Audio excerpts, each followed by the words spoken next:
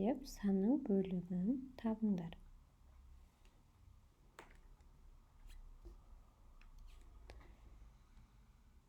Бірінші есеп.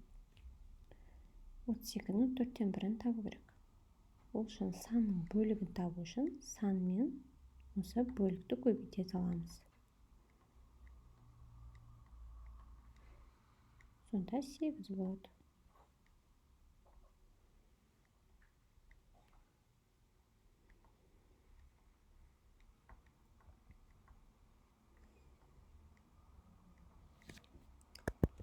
Екінші есеп.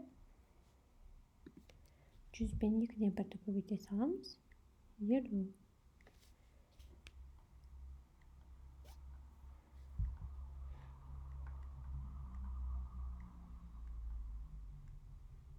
Жиырма 5 пен 5-ті қысқартып 1 мұнда, мынақта 5. 5 пен 3-ті көбейттік, 15.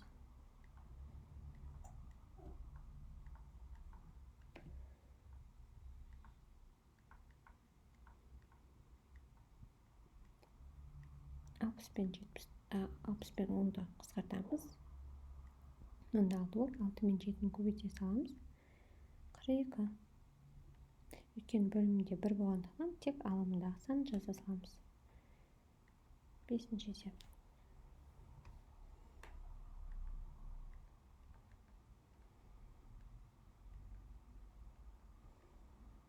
5 пен 35-ті қысқартамыз. Мұнда 1, мұнда 7. 7 мен 4-ті көбейтеміз. 28.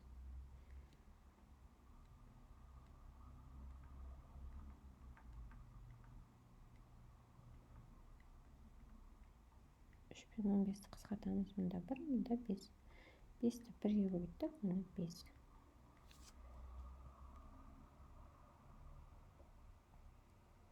Келесі. А тобының есебі 667. Мұнда да санның бөлігін табыңдар деген. Санның бөлігін табу үшін сол сан мен мына бөлікті көбейте саламыз. Тура алдыңғы есеп сияқты. 2-ні 5-ке қысқарттық. 3 пен 3-ті енді көбейте саламыз, сонда 9. Екінші есеп. 20-ны көбейтеміз 5-тен 4-ке.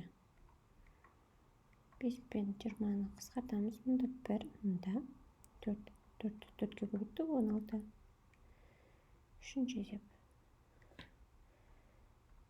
48-ді көбейтеміз 6-дан 5-ке.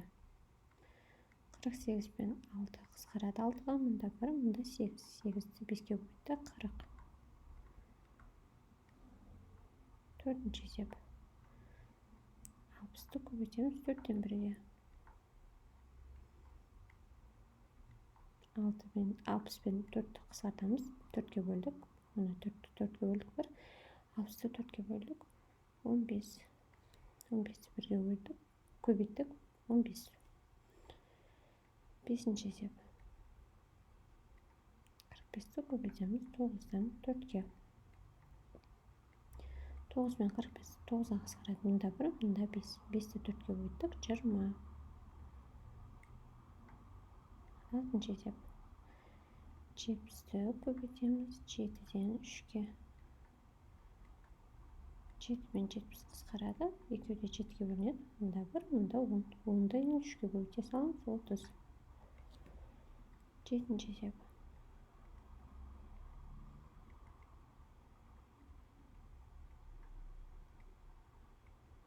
5 пен 30-ды қысқарттық. Мұнда 1, мұнда 6. 6-ны 3-ке көбейттік, 18.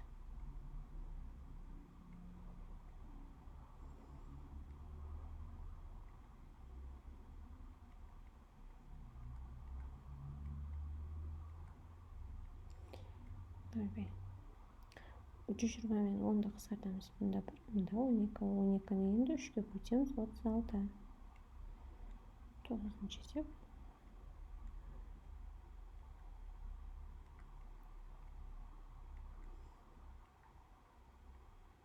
3 пен 150-ді 3-ке бөлсек, мұнда 1, мұнда 50. 50-ді 2-ке көбейтеміз, 100.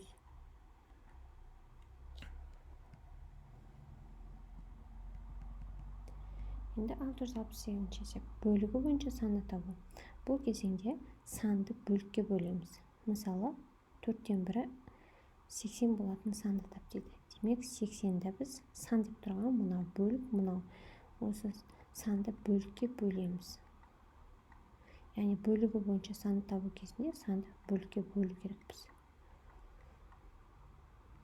80 көбейтілген 4-тен 1-ге кері сан жазамыз, 1-де 4. Сонда 80 мен мына 4 көбейтіледі. 320.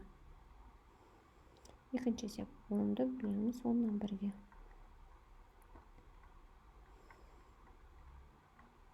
10-ды көбейт деген сөз 1-ден 10-ға. Яғни 1-ден 10 деген сөз 10-ды 10-ға көбейттік 100 болды. 30-ды бөлеміз 2-ден 1-ге.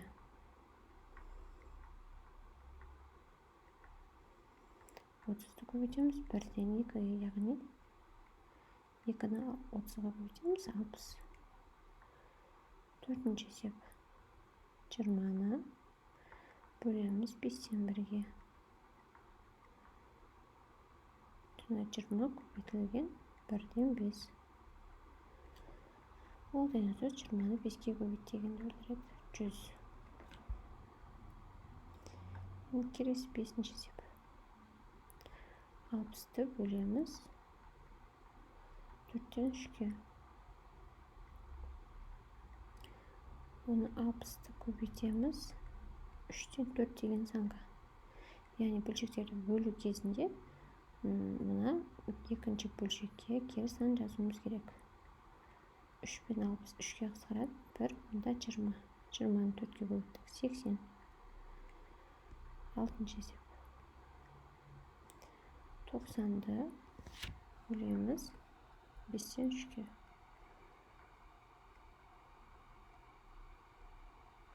90 көбейтілген бұл 3-тен 5 деген сөз.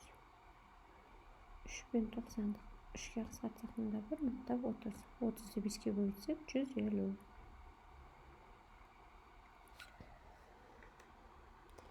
7-ші есеп. 10-ды бөлеміз 3-тен 2-ге. Яғни 10-ды көбейту керек біз 2-ден 3-ге. 2 мен 10 қысқарады. Мұнда 5, мұнда 1. 5 пен 3 көбейтіліп 15 болды.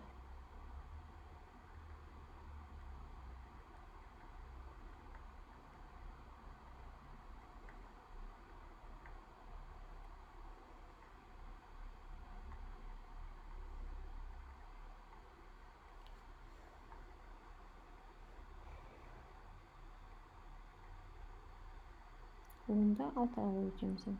60.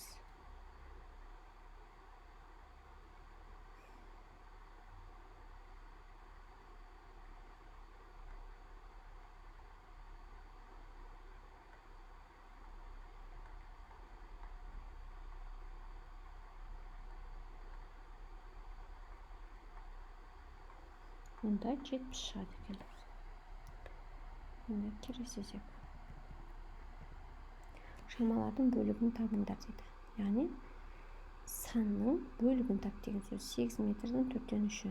Санның бөлігін табу деген сөз осы санмен бөлікті көбейту керек біз. 4 пен 8-ді қысқартамыз. 6. Мына метр еді ғой. Демек 6 метр болады. Мұнда да дәл сол. 4-ге қысқартайық, мұнда 3, мұнда 4-ге қысқартайық, мұнда 2, сонда 15-ті 2-ге бөлеміз. Яғни 2-ден 15 деген сан. Бұл дециметр болып тұр, демек дециметр деп жазамыз.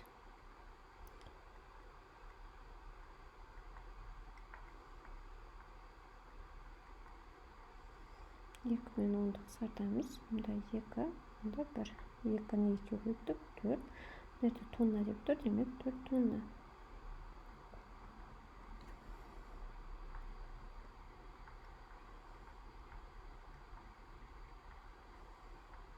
5 пен 10-ды қысқарттық, мұнда 1, мұнда 2, сонда бөлшектің бөлімінде 2 бар, 2-ні қоям, бөлшектің алдында 1 мен 3-ті көбейтсем, бұл 3. Бөлсек килограмм бұл.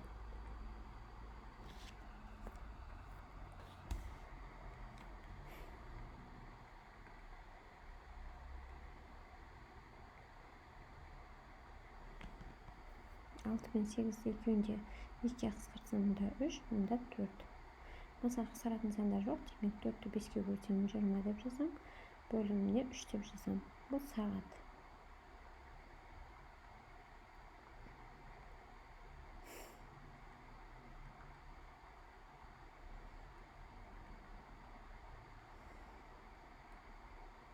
Бесті 3-ке бөлсем 15. Бөлімінде 1 болғандықтан 15 деп жаза берсем болады. Минут екен бұл жерде.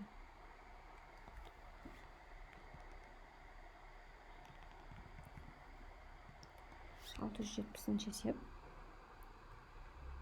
75 метр матаның 5-тен 2-сінен балаларға көйлек тігілді. Балаларға көйлек неше метр матадан тігілді? Бізде бір үлкен бір мысалы мата болды делік. Осы матаны 5-тен 2-сіне дейді. 5 бөлікке теңдей бөлген.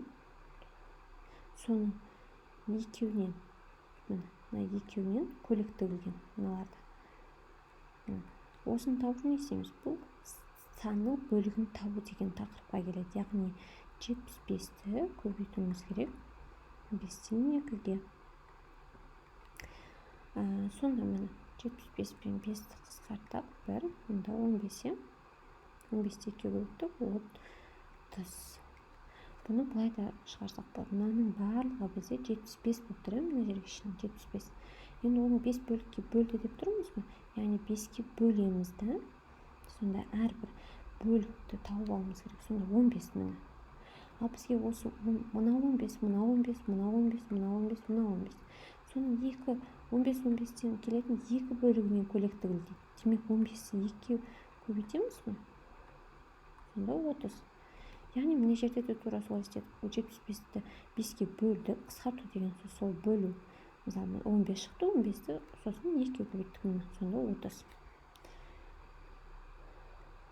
30 метр мата көйлек тігілуге жұмсалған екен. Адам массасын 20-дан 13-і, су массасы 75 килограмм, адам денесіне қанша су бар дейді. Бұл жерде де сол 75, барлығы 75 килограмм. Соның 20-дан 13-і су дейді. Демек 20-дан 13-ке көбейтеміз. Санның бөлігін табу керек болып тұр бізге. 20 мен 75-ті. Екеуінде 5-ке қысқартсақ мұнда 4. Мына 75-ті 5-ке қысқартсақ бізде 15.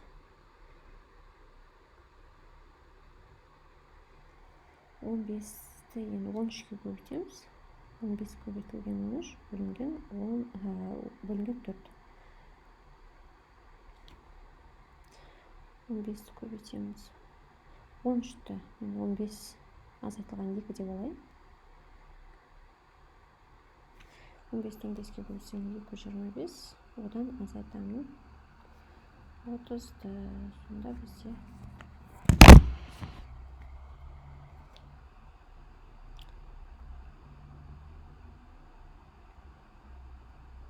185.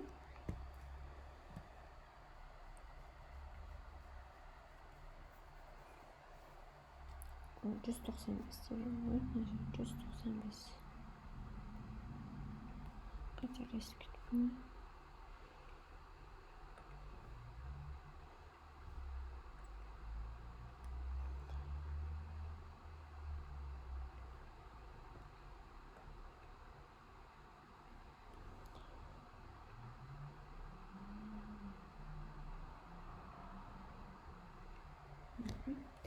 Енді келесі үшінші есеп.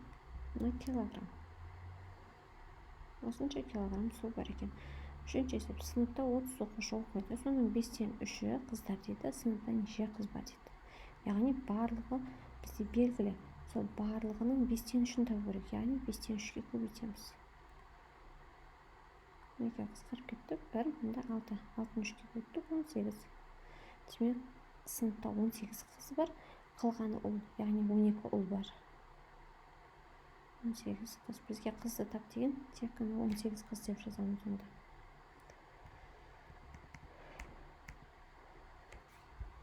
Аты 71-ші есеп. Тиін шамамен 6 жыл тіршілік етеді. Бұл қоянның тіршілік етуге тиісті жасының 5-тен 3-ін ішіне теңдейді. Яғни мына сан 5-тен 3-ке дейінгі бір қоянның тіршілік ету жасының. Яғни белгілі бір санның 5-тен 3-і осы санды береді. Демек, бұл бөлігі бойынша санды тауып тұрмыз ғой. Мына бөлігі бар. Бөлігі бойынша біз санды тауымыз керек. Яғни бір бөліктің нешеге тең екенін таппай тұрмыз. Сондықтан біз мына санды осы бөлікке бөлеміз.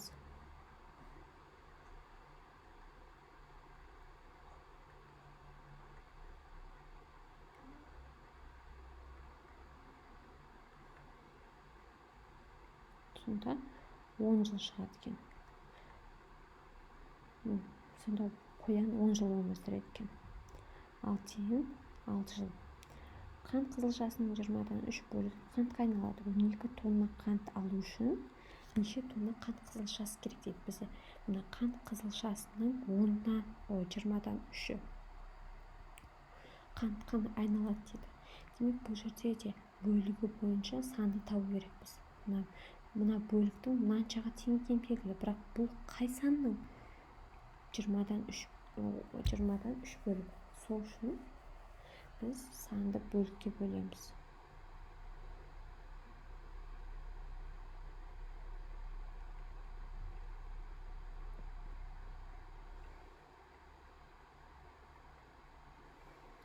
Сонда бұл 80 деген сан екен.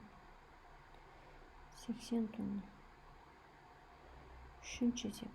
Жердің бірінші жасанды серігінің жерден ең алыс қашықтығының 5-тен 2-сі 380 километрге тең. Онда оның жерден ең алыс қашықтығы нешеге тең дейді. Яғни бұл жерде де бөлігі бойынша, яғни 5 бөлікке бөлінген. Осы 5 бөліктің екеуі 380 екенін беріп тұр. Екеуі ғана. Бірақ бізге мынаның барлығы нешеге тең екені белгісіз. Яғни мына бір барлық толық бір шаманың санның бөлігі бойынша саны беріліп тұр. Сонда бөлік бойынша санды табу керекпіз. Ол кезде біз бөлеткенбіз, санды бөлікке бөлеткенбіз.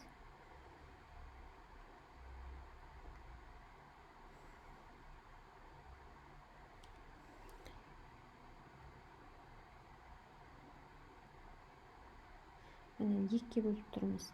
Яғни әр қайсысы нешеден? 2-ке бөліп 160. Әр қайсысы 160. Сонда 5 бөлік бар. 165-ке бөлсеміз 3-ді 800. Сонда бізде 800 километр екен.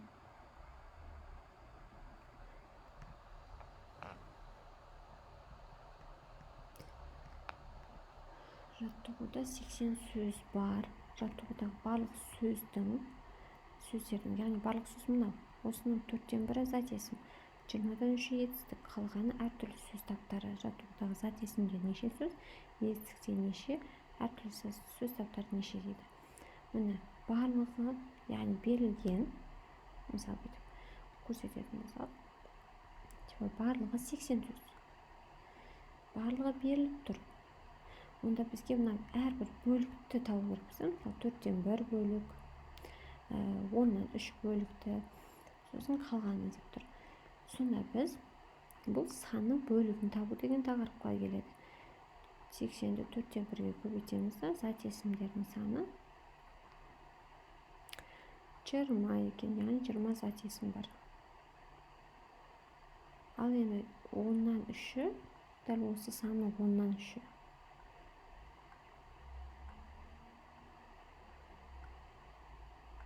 24. Ол кезде етістік екен. Енді қалғаны бізде әртүрлі сөз таптары. Онда қалғаны табу үшін осы барлығынан алып тастаймыз. Осы зат есіммен етістіктерін қосындысын.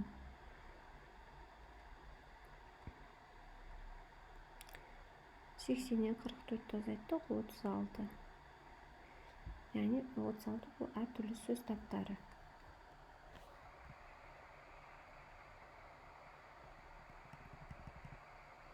673-ші есеп. Тік 4 ені 4,5 сантиметр. Бұл оның ұзындығының 2/1 дейді. Яғни бұл жерде айтып тұр. Ұзындықтың екі бөлікке бөлінген және соның бір бөлігі 4,5/1. Онда бізде жалпы ұзындықты табу үшін мына бір бөлігі 4,5/1 болса, мына бір бөлігі 4,5/1 болады. Яғни барлығын табу үшін, яғни 4,5/1 деген санды көбейтеміз 2-ге, өйткені екеуі бар осындайдан. 5-тен 21 санын көбейтуіміз керек 2-ге. Бұл жерде қысқаратындар жоқ, мына астында 1 бар деп ойлаймыз. Сонда 5-ті 1-ге көбейтеміз, 2-ні 21-ге көбейтеміз. Бұл жерде 42 болды сантиметр. Енді периметр табайық. Тікбұрыштың периметрі 2 көбейтілген А плюс Б деген формуламен анықталады. А деп тұрған ұзындығы, Б деп тұрған ені. Сонда бізде ұзындығы мынаны араласам күйіне айналдырсақ та болады, немесе осы күйінде жаза берейікші, бәрі биікке көбейтеді екенбіз. Так, қосылған 5-тен 21.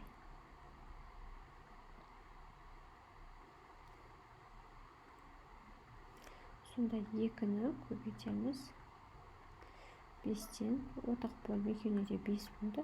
Алымдағы сандарды қосып жүреміз 63. Сонда басқа қысқаратын сандар жоқ мына жерде. Демек, бөлімінде 5 тұр, 5-дің өзін жасамыз. Алымында 2 мен 63 тұр, оларды көбейтіп 126 деп жазамыз. Бұл бізде 25,5/1 деген саны 5/1 сантиметр. Келесі 3 санның қосындысы 324-ге тең. Бірінші сан қосындының 9-дан 4-не тең, екіншісі 6-дан 1-не тең, үшінші санды табыңдар дейді. Демек, барлығы бізде белгілі. Үшеуінің қосындысы барлығы ғой. Ал енді бірінші сан осы қосындының мынаның 9-дан 4-не тең деп тұр. Демек, барлығы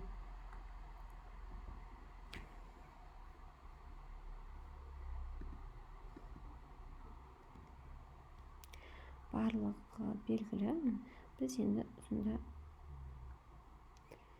осы санның бөлігін табуымыз керек. Осы 324 санының 9-дан 4 бөлігін табу үшін осы санмен бөлікті көбейтеміз.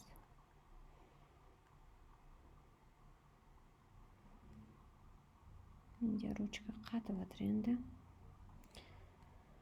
9 пен 324-ті қысқартайық. Бұлар 324 саны бізде 9-ға бөлінеді ме? Бөліп көрейік. Бізде 3-тен берсек 27, 54, 9-ға бөлсек 6, 36 екен сонда. 36-ны 4-ке көбейтеміз. 4, 2 ойда 12, 14, 144 сонда. Бірінші сан 144 саны. Енді екіншісі 6-дан 1-не тең дейді осыны. 324-ті көбейтеміз 6-дан 1-ге.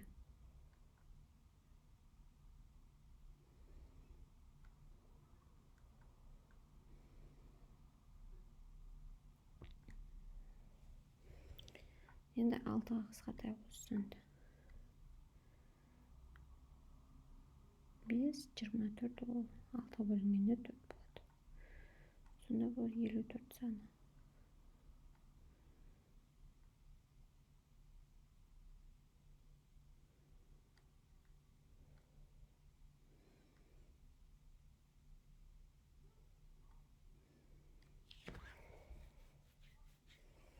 Енді қалғаны бізде үшінші сан болып тұр. Демек, 324-тен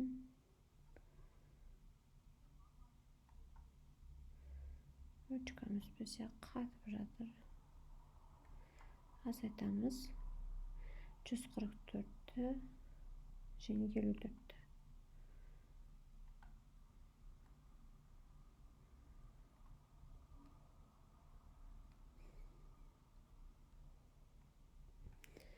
Şu 54'tü azaytamiz.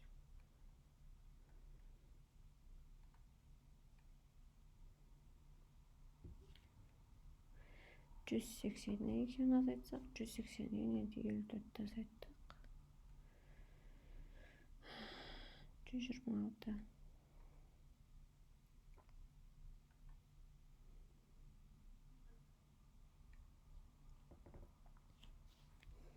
Osman A dengeyinin есебі бітті.